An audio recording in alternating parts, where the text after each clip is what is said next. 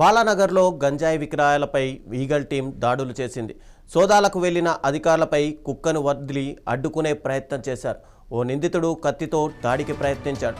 అయినా అధికారులు 4 నిందితులను అదుపులోకి తీసుకున్నారు. వారి నుంచి 14.5 కిలోల గంజాయిని స్వాధీనం చేసుకున్నారు. ఇక ఒడిశా నుండి గంజాయిని తీసుకొచ్చి హైదరాబాద్లో విక్రయిస్తున్నట్టు అధికారులు గుర్తించారు.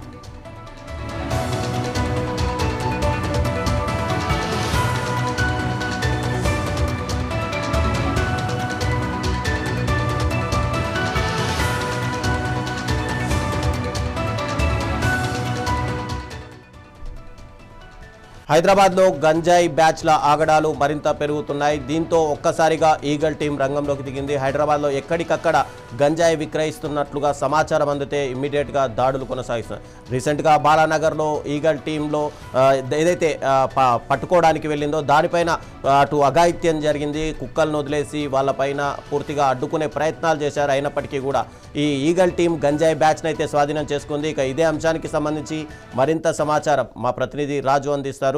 రాజు, చెప్పండి.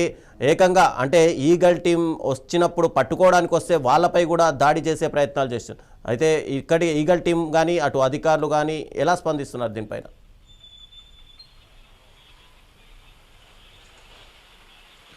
రైట్ రవిచంద్ర, హైదరాబాద్లో గంజాయి మూట మరొకసారి రెచ్చిపోయింది. బాలానగర్ పోలీస్ స్టేషన్ పరిధిలో అంటే సెర్చ్ చేయడానికి వెళ్ళినటువంటి ఈగల్ టీమ్స్ పైనే గంజాయి బ్యాచ్ ఎవరైతే ఉంటారో వాళ్ళు దాడులకైతే తెగబడ్డారు. అంటే వాళ్ళ వెంట ఉన్నటువంటి కుక్కలు ఏవైతే ఉంటాయో కుక్కల్ని ఆ పోలీసుల వెంట పడేటట్టు చేయడం, అట్లాగే ఒక ఇన్స్పెక్టర్ పైన దాడి చేయడం, సో ఇవన్నీ జరిగినాయి. సో బాలానగర్ పోలీస్ స్టేషన్లో 11వ తారీఖు అంటే ఈ నెల 11వ తారీఖు అర్ధరాత్రి ఈగల్ సంబంధించిన ఫోర్స్ డిపార్ట్మెంట్ ఏదైతే ఉంటుందో సో అది ఆకస్మిక దాడులు అయితే నిర్వహించింది పక్కా సమాచారంతో. అంటే పోలీసులు అక్కడికి వెళ్ళి సర్చ్ ఆపరేషన్ నడుస్తుందని తెలుసుకున్న పోలీసులు అక్కడికి వెళ్ళి ఆపరేషన్ చేసే ప్రయత్నంలో వాళ్ళకు ముందుగానే సమాచారం వెళ్ళింది. నిందితులు ఎవరైతే ఉంటారో వాళ్ళకు ముందుగానే సమాచారం వెళ్ళడంతోనే వాళ్ళు అప్రమత్తమై పారిపోయే ప్రయత్నం చేశారు. అయినా పోలీసులు ఎక్కడ కూడా బెదరకుండా వాళ్ళని పట్టుకునే ప్రయత్నం చేశారు. సో అందులో కీలకంగా ఉన్నటువంటి వ్యక్తులు ఎవరైతే ఉన్నారో వాళ్ళు పోలీసులపైన దాడి చేయడం, అట్లాగే వాళ్ళతో పాటు ఉన్నటువంటి కుక్కలు ఏవైతే ఉంటాయో వాటిని పోలీసులపైన ఉసిగొల్పడం, ఇలాంటివి అయితే జరిగినాయి అన్నమాట. సో దీని గురించి పూర్తి డీటెయిల్స్ అయితే మనం చూద్దాం. అసలు ఈ వెనకాల ఎవరున్నారు, దీనికి సంబంధించిన ముఠా ఎక్కడి నుంచి నడిపిస్తుంది అని చెప్పేసి మొత్తం కూడా మనం డీటెయిల్స్ తెలుసుకునే ప్రయత్నం చేద్దాం. సో ముఖ్యంగా ఇది ఆంధ్రప్రదేశ్ జిల్లాకి చెందిన పాడేరు ప్రాంతానికి చెందినటువంటి ఈ 3 వ్యక్తులు కిరణ్, దుర్గాప్రసాద్, అట్లాగే కమలాకర్. ఈ 3 వ్యక్తులు కూడా అన్నదమ్ములు. సో 2022లో అంటే దాదాపు కొన్నేళ్ల క్రితం 2022లో అక్కడి నుంచి హైదరాబాద్కు వచ్చారు. హైదరాబాద్లో బాలానగర్ వినాయక్ నగర్ కాలనీలో వీళ్ళు నివాసం ఉంటున్నారు.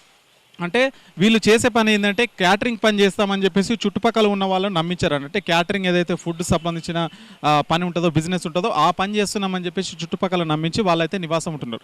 కానీ వాళ్ళు తెర వెనుక చేసే పని ఇంకోటి, ఈ గంజాయి ఏదైతే ఉందో గంజాయి బిజినెస్ అయితే చేస్తున్నారు. సో ఈ గంజాయి బిజినెస్ కూడా చాలా మామూలుగా కాదు, హైటెక్ పద్ధతిలో చేస్తున్నారు.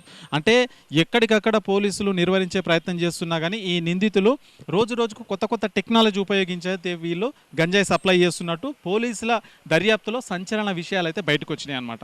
అంటే వాట్సాప్ గ్రూపులు ఏర్పాటు చేయడం, వాట్సాప్ గ్రూపులకు సంబంధించి అందులో అందరినీ అంటే గంజాయి సేవించే వాళ్ళను అట్లాగే గంజాయి కొనే వాళ్ళను అందులో యాడ్ చేసి ఎవరికి గంజాయి కావాలనో వాళ్ళను ఆర్డర్ పెట్టుకునే విధంగా చేయడం. సో ఇదంతా నడుస్తుందన్నమాట. అంటే వీళ్ళు ఎక్కడ కూడా పోలీసులకు దొరకకుండా పక్క ప్రణాళికతోని ఈ గంజాయి ముఠాకు సంబంధించిన వ్యాపారం అయితే చేస్తున్నారు. సో ముఖ్యంగా మనకు ఎయిర్పోర్ట్ అంటే బేగంపేట ఓల్డ్ ఎయిర్పోర్ట్ ఏదైతే ఉందో ఆ పరిసర ప్రాంతాలను వాళ్ళు ఎంచుకున్నారనమాట. అంటే వాట్సాప్ గ్రూప్లో దాదాపు ఒక 200 మందిని క్రియేట్ చేసి అందులో పెట్టి ఎవరికైతే గంజాయి కావాలనో వాళ్ళు అందులోనే వాట్సాప్లోనే ఆర్డర్ చేసుకుంటారు. ఆర్డర్ చేసుకున్న తర్వాత వాళ్ళకి సంబంధించిన గంజాయి ఏదైతే ఎంత పరిమాణంలో కొనుగోలు చేస్తారో అంత పరిమాణాన్ని ఏం చేస్తారంటే ఒక ర్యాండమ్ ప్లేస్ చూజ్ చేసుకుంటారు. చూజ్ చేసుకుని చెత్త చెదారం ఉంటుంది కదా, సో కరెంటు స్తంభం కావచ్చు లేదంటే చెత్త చెదారం ఉన్న దగ్గర ఆ గంజాయి ప్యాకెట్ని అయితే అక్కడ పెట్టడం జరుగుతుంది. ఎవరైతే అమ్ముతున్నారో వాళ్ళు పెట్టిన తర్వాత ఆ ఫోటోకి సంబంధించి ఫోటో తీసుకొని ఆ లొకేషన్ ఎవరైతే ఆ గంజాయి కొనుగోలు చేసిండో ఆ కొనుగోలుదారునికి వీళ్ళైతే ఆ ఫోటో అట్లాగే అట్లాగే వీళ్ళు పెట్టినటువంటి అడ్రస్ ఏదైతే ఉంటుందో అది వాళ్ళకి సెండ్ చేస్తారు. సో వీళ్ళు వెళ్ళిన తర్వాత గంజాయి బ్యాచ్ అంటే వీళ్ళు వెళ్ళిన తర్వాత ఎవరైతే ఆ గంజాయి కొన్నారో వాళ్ళు ఇక్కడికి వస్తారు. ఇక్కడికి వచ్చిన తర్వాత ఆ చెత్తం చెదారంలో ఉన్నటువంటి గంజాయి ప్యాకెట్ ఉంటుంది కదా, సో అది తీసుకొని అయితే వెళ్తారు. సో ఇట్లా ఈ ముఠ గత 4 ఏళ్ళుగా అంటే 2022 నుంచి ఇప్పటి వరకు ఇదే విధంగా వాళ్ళైతే హైదరాబాద్లో ఈ విధమైనటువంటి దందా నడిపిస్తున్నారు. మొత్తానికి పోలీసులు సమాచారం తెలుసుకున్న వెంటనే అక్కడికి వెళ్ళడం, సో ఇదంతా జరిగింది. ప్రస్తుతం ఆ నిందితులు ఎవరైతే దుర్గా ప్రసాద్, కమలాకర్, కిరణ్, సో వాళ్ళందరూ కూడా పోలీసుల అదుపులో ఉన్నారు. నిన్న ఈగల్కి సంబంధించినటువంటి ఎస్పీ గిరిధర్ వాళ్ళను అరెస్ట్ చేసి దర్యాప్తు అయితే చేస్తున్నారు. మొత్తంగా అంటే కీలకంగా చేస్తున్నారు. వీళ్ళకు గంజాయి ఎక్కడి నుంచి వస్తుంది, వీళ్ళ వెనకాల ఉన్నటువంటి లింక్స్ ఏంది, అవన్నీ కూడా చేస్తున్నారు. ముఖ్యంగా ఒడిశా, ఆంధ్రప్రదేశ్ సరిహద్దు ప్రాంతం ఏదైతే ఉందో అందులో నుంచి పెద్ద ఎత్తున గంజాయి వస్తుందని చెప్పేసి ప్రాథమికంగా పోలీసులు గుర్తించడం జరిగింది.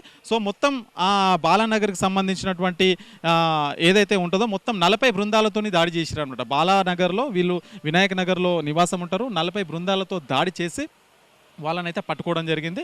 సో పట్టుకునే క్రమంలో ఒక ఇన్స్పెక్టర్కు కిరణ్ అనే వ్యక్తి, అంతే అందులో 3 నిందితులు ఉన్నారు, కమలాకర్, దుర్గాప్రసాద్, కిరణ్ అనే వ్యక్తి.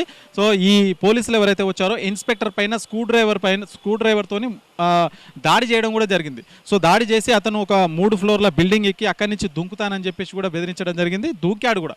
దూకిన తర్వాత తనని హాస్పిటల్కి తీసుకెళ్లడం, తర్వాత పోలీసులు అరెస్ట్ చేయడం ఇదంతా జరిగిందనమాట. సో మొత్తం కూడా బాలానగర్ పోలీస్ స్టేషన్ పరిధిలో 11 తారీఖు అర్ధరాత్రి జరిగినటువంటి ఈ ఆపరేషన్లో కీలకమైనటువంటి నిందితులను అదుపులోకి తీసుకున్నారు. వాళ్ళ నుంచి కీలక సమాచారం అయితే బయటపెట్టే ప్రయత్నం చేస్తున్నారు. అండ్ మూడవది విషయం ఏంటంటే బాలానగర్ పోలీస్ స్టేషన్కి సంబంధించి ఒక ఎస్ఐ అట్లాగే 5 కానిస్టేబుల్ ఈ 3 నిందితులు ఎవరైతే ఉన్నారో వాళ్లకు ఈ పోలీసులకు సన్నిహిత సంబంధాలు ఉన్నాయని చెప్పేసి ప్రాథమికంగా పోలీసులు గుర్తించారని చెప్పేసి మనకైతే సమాచారం అయితే తెలుస్తుంది. సో దానికి సంబంధించి ఎవరెవరు ఉన్నారు పోలీసులు, వారి వెనకాల ఏంటో అంటే పోలీసులే వాళ్ళకి ఇన్ఫర్మేషన్ ఇస్తున్నారా అంటే 2022 నుంచి ఈ దందా అయితే నడుస్తుందని చెప్తున్నారు.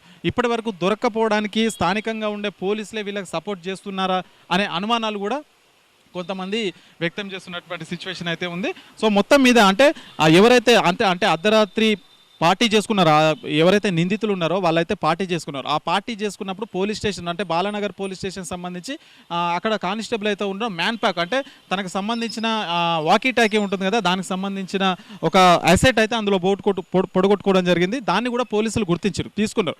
సో దాంతో ఇక్కడ బాలానగర్లో ఉన్నటువంటి పోలీసులకు అట్లాగే ఈ 3 నిందితులకు సన్నిహిత సంబంధాలు ఉన్నాయని చెప్పేసి సంబంధిత అధికారులు అయితే చెప్తున్నటువంటి పరిస్థితులు అయితే ఉంది. సో మొత్తం మీద బాలానగర్ సంబంధించి హైదరాబాద్ నగర వ్యాప్తంగా కూడా సంచలనం అయితే రేకెత్తిస్తుంది.